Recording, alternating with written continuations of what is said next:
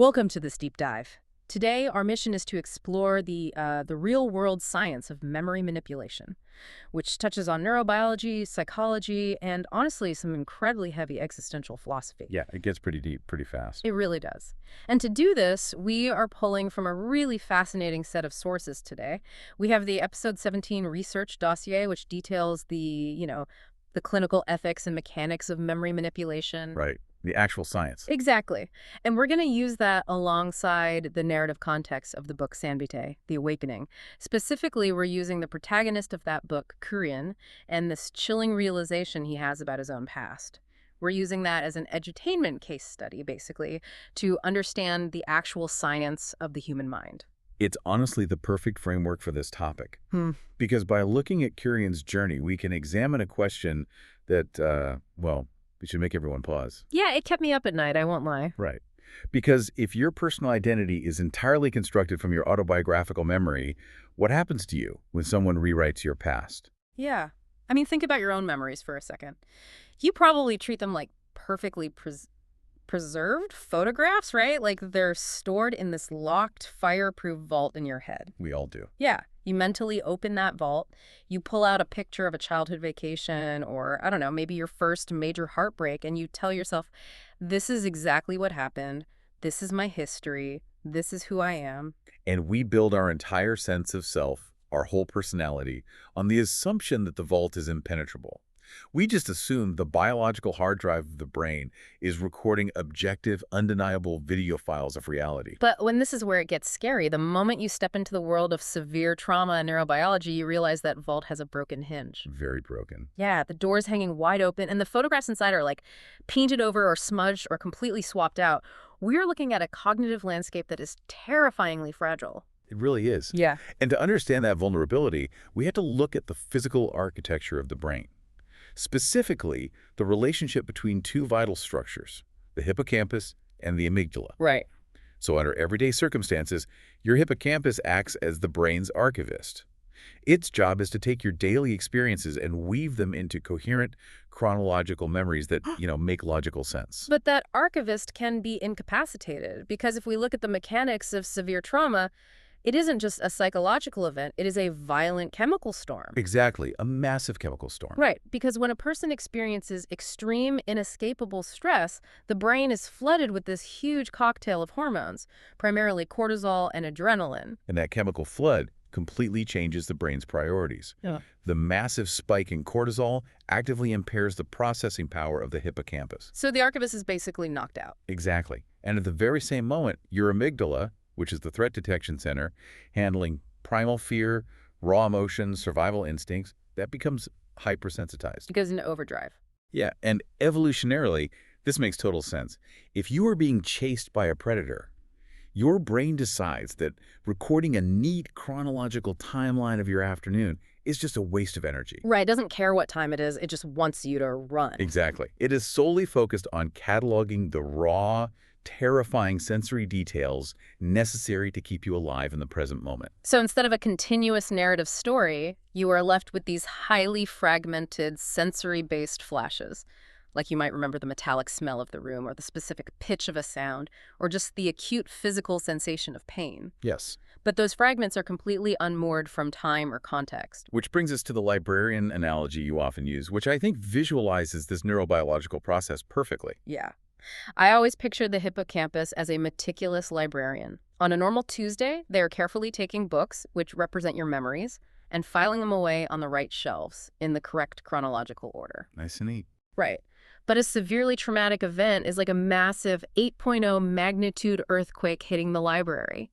The amygdala pulls the fire alarm, the cortisol flood is the ground violently shaking, the lights go out. Total chaos. Utter chaos. And in the middle of it, the librarian panics and drops everything. The books end up scattered, pages are torn, and the chronological catalog is just destroyed. And that destruction is exactly what we see in our case study from Vitae. Kurien's backstory involves a level of sustained trauma that guarantees this kind of neurological earthquake. Oh, absolutely. The text details his horrific torture at the hands of inquisitors.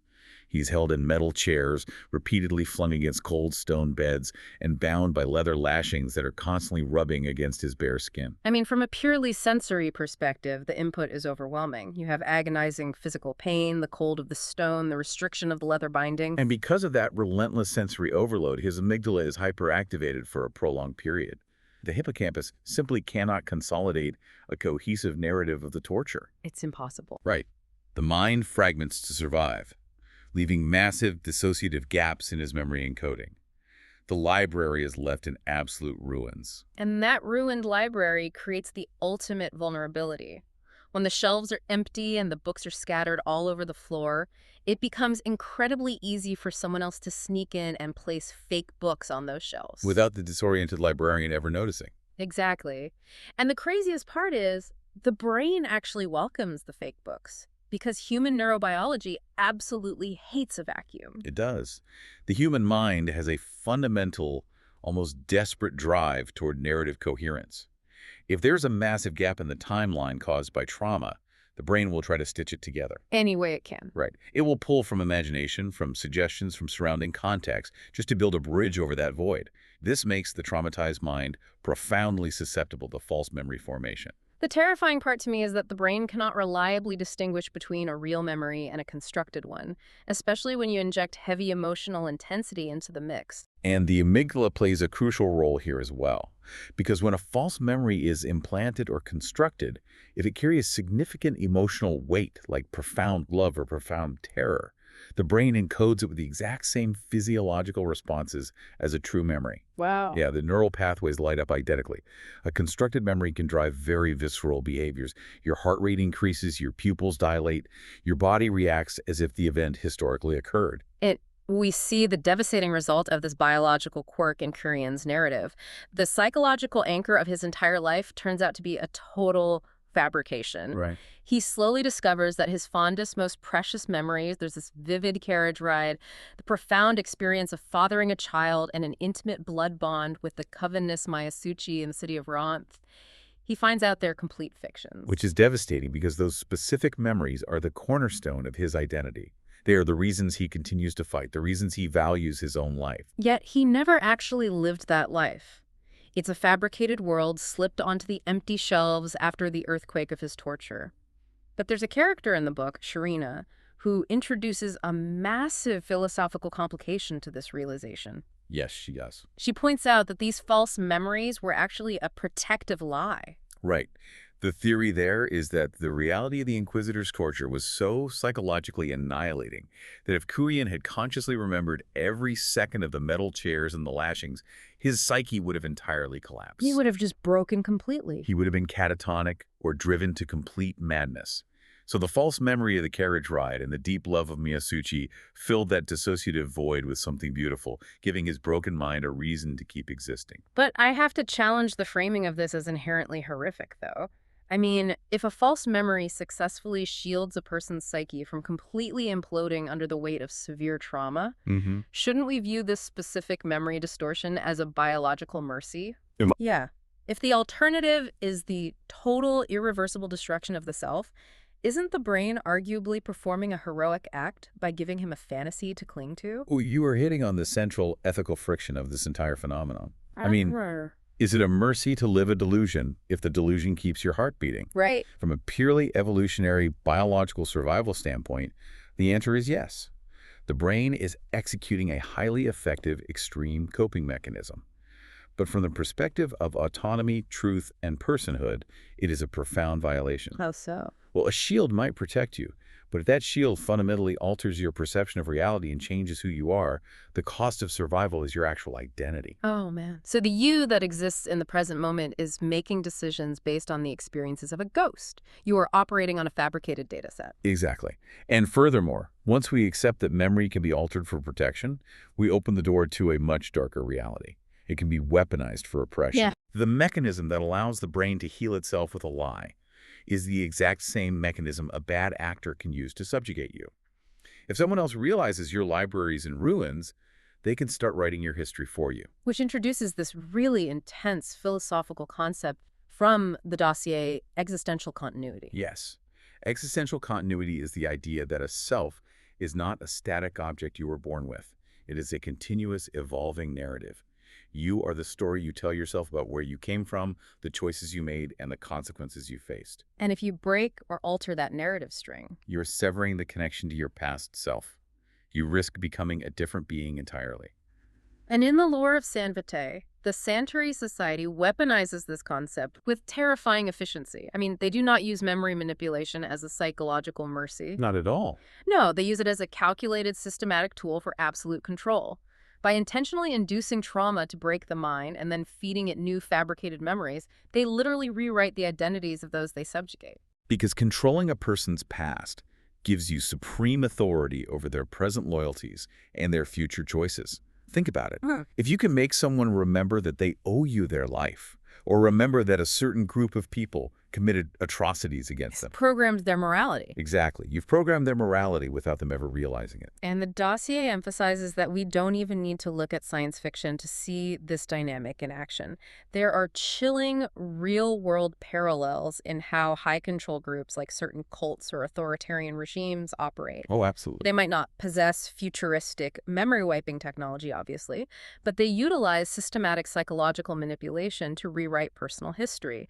They isolate individuals, induce high levels of stress or sleep deprivation to destabilize their cognitive baseline. To create that earthquake. Yes, to create the earthquake. And then they implant new collective narratives. They systematically suppress unwanted memories of the outside world or past relationships, forcing the individual to integrate the group's narrative as their own autobiographical truth. The underlying mechanism is identical to Kurien's experience. It really is. You create the neurobiological void through stress, and you fill it with a narrative that serves the controller. Ethically, any alteration of memory requires informed consent. But informed consent is biologically and philosophically impossible when a person is under severe coercion or extreme trauma. Right, and that impossibility makes what happened to Kurien a fundamental theft of his personhood. Even if the illusion initially saved his mind from the trauma of the torture, the long-term cost was his actual life. The loss is profound. It leads to this immense existential dread where he is mourning a fantasy. He feels this impossible, crushing sense of loss for a child he never actually fathered and a love he never actually experienced. The dossier highlights a pivotal quote from Kurien that captures the terror of this exact moment. He asks, "If they take my memories, what part of me survives?" It's a heartbreaking realization, but I want to explore the nature of his grief for a second, because I think there is a paradox here. Okay. The external events, the carriage ride, the city of Rouen, the child, those are objectively fiction. But the internal event, the joy he felt while living inside that memory, and the devastating world-ending grief he feels upon losing it, isn't that undeniable biological reality? The emotional experience is entirely real. Right. His tears are physical. The cortisol and adrenaline spiking in his bloodstream as he grieves the loss of his fabricated family are measurable physical reactions.